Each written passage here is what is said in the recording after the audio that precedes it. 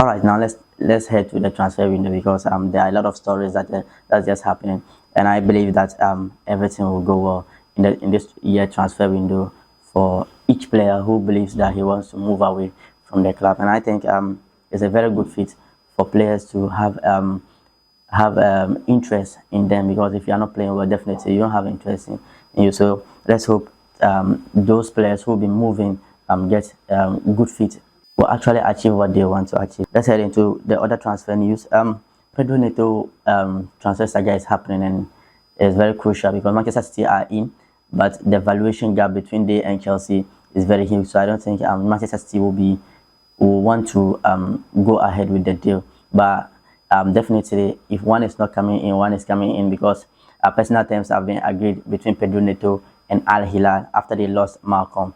So Malcolm left the club, so definitely they need a player who fits in for them. So they are in for Pedro Neto, and I think Pedro Neto is still thinking about moving there, because I think the wages will be very high for him, and I think the Saudi Pro League, they'll pay huge money, and they'll give him a massive contract so that it will convince him to go there and play. So I hope maybe it will be done, because since personal terms are agreed, and definitely there's nothing to guide it again, because the green light of the player is the important thing. So since they have agreed on personal terms, definitely it may happen or it may not happen. But I think so many teams will come in, because I can see that both Arsenal are also in there monitoring the situation. So let's see what will happen between.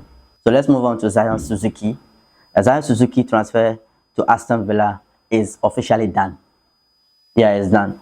After the deal off with PSG, because there were certain issues between the players camp and PSG over certain conditions that they needed to meet, and PSG refused, and the deal went off. So after that, then then Aston Villa steps in to match the same amount that Parma was selling him, 35 million euros, and that was huge for the player, because the player wanted to go, but a big club, but there were certain preconditions that PSG didn't want to meet, and it made the deal went off. So Aston Villa just stepped in immediately and paid everything, and the player accepted.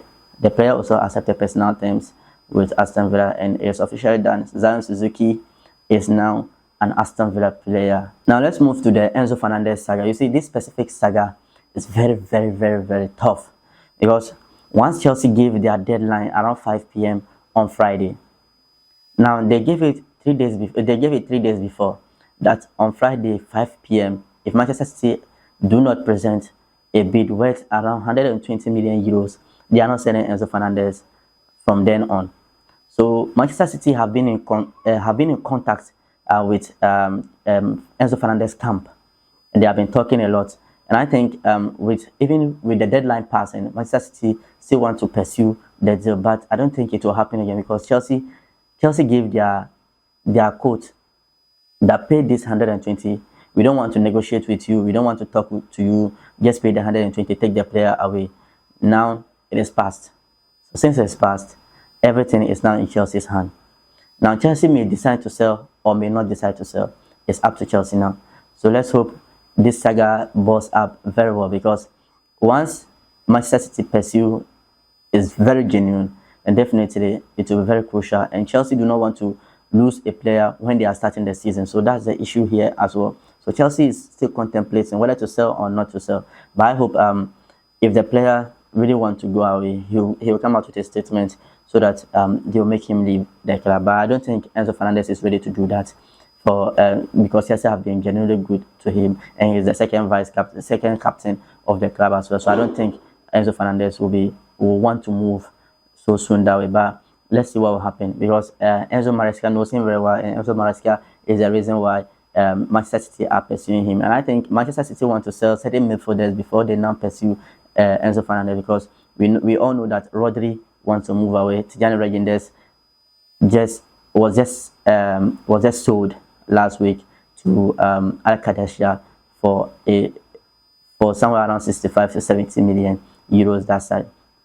So I believe that with the sales of those with the sales of Tijani Reguilón and Rodri, at least City will need a player who fits in to the system, and City believe that Chelsea's Enzo Fernandez will be perfect fit for them. So let's see what will happen. And Ayub Boadi definitely will be coming in because Manchester City wants him now, not in the summer of 2027-2028.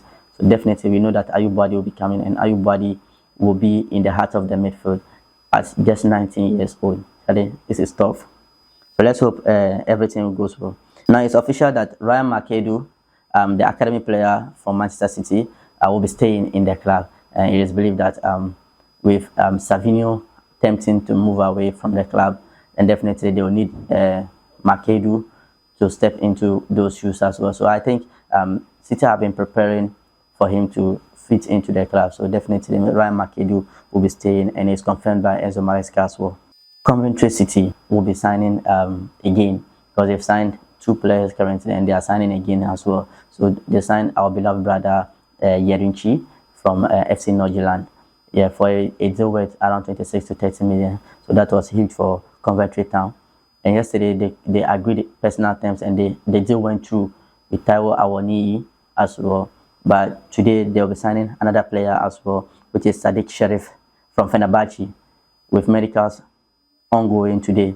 So the deal will be worth around 24 million. So the player will be moving from the Turkish league to the Premier League, and I think he will do well, and it's immediate because the team really needs that player. So I think with all this, the transfer window is just booming up, and I believe that from next week ongoing, we'll see the big news that will be coming on, and the bombers will be coming in.